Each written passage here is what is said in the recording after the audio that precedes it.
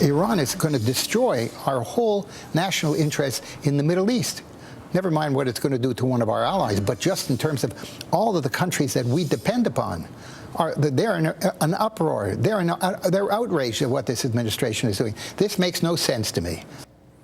All right, that was Mort Zuckerman, the big publishing and real estate magnate, saying that, he is not really looking forward to this deal that he still thinks will probably get done, and he's not happy about it. He's talking about the Iran nuclear deal, that the deadline for which has been extended a few days now.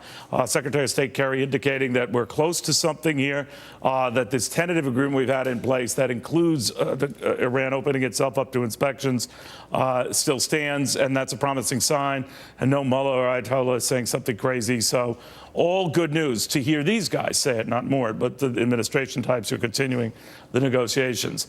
This next fellow not convinced at all. Republican Congressman Robert Pittenger is saying that this will also affect our safety at home if we go through it. Your concern, Congressman, is that we should just stop. We've already heard enough out of the Iranians to give us pause, right? Well, yes, sir. The agreement itself is replete with many, many concerns. Look at the IAEA. I've sat down with them in Vienna. They are greatly restricted in where they can go. They can't go anywhere else in the country. In those 17 sites that they're limited to go to, they do not have unfettered access. So do we know that for sure, Congressman? Because it's still early in this, and the administration says, we haven't even told you where those access points are, so how would you know what we're accepting or not? You're saying that if anything is off, as it was in the case of North Korea, and we know how that ended up, not good. Yes, sir. The Iranians have said that they will only accept managed access. That means they can invite us in at their discretion when they want to, and it looks clean and pretty, and there's no evidence of any problem. And they can move stuff around. They could just hide stuff, right? Play hide and seek. Absolutely. We're at their discretion when we come in. The other issue, of course, is the R&D enrichment, nuclear enrichment. But we started this conversation with them that there would not be any enrichment. After concession, it's changed that now it's how much do they get.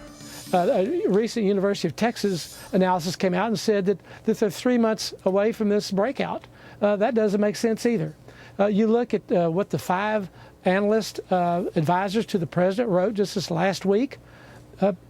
General Petraeus, General Cartwright, Dennis Ross, and others saying this agreement will not stop Iran from getting a nuclear capacity.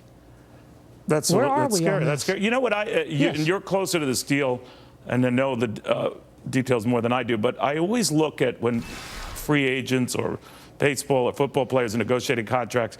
I always follow those with intrigue because I always say, what is the single biggest issue?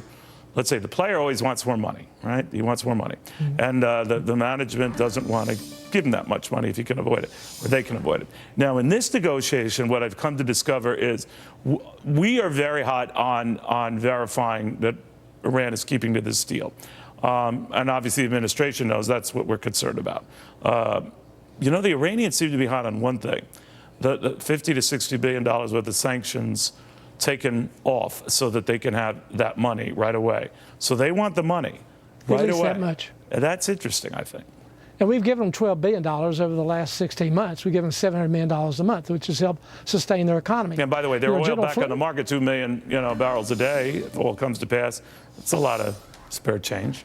General Flynn also said that this agreement is wishful thinking. He was head of the Defense Intelligence Agency. You know, Neil, this agreement did not include ICBMs. That was left off the table. They demanded it up front. That means they can work with North Korea today in developing intercontinental ballistic missiles to launch to the United States.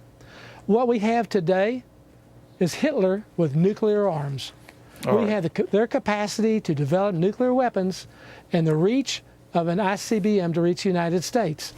This is very serious and really demands that we assess this. You know, when we address the Soviet Union, we kept the squeeze on them economically, militarily, diplomatically.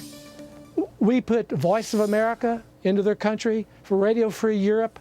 The Soviet Union collapsed without firing a shot. What we've done is lift the pressure off Iran. I spoke this last month at a peace democracy rally in Paris. 120,000 people there for peace and democracy in Iran. right. It was an incredible meeting. Well, we'll see. And I don't this know. was broadcast throughout Iran. We don't know. I We've don't know done if nothing you're, to support I these hear, people. I hear you. I wish I had more time. I just don't know if everything you say is accurate. Then again, I don't know if everything the administration says is accurate. But your fears are rampant. I've heard other people express them. We'll see how it goes. Again, this deal Yes, sir. has been extended. All right. In the meantime, in the middle of all of this, we're getting word out of the NSA that despite calls to sort of ease up and quit invading people's privacy, silently, very silently, it's been resuming the bulk data collection that was the source of all of these problems. Really?